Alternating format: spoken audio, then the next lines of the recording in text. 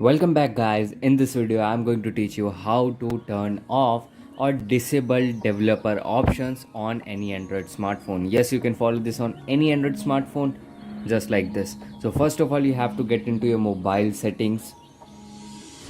After getting into the settings you have to scroll down.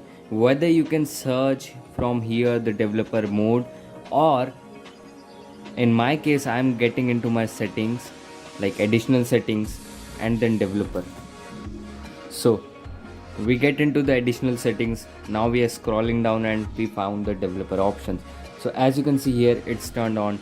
So you have to just turn this off from right here, and when you get back into the additional settings, now you won't see the developer options.